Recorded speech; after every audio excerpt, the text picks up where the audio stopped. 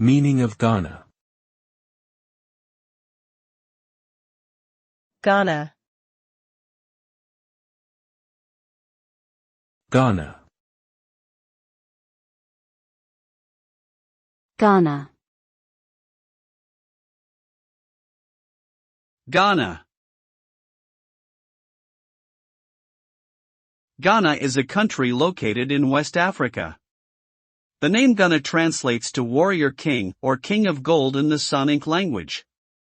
It was named after the ancient West African kingdom of Ghana, which was renowned for its wealth and power in gold trade during the Middle Ages.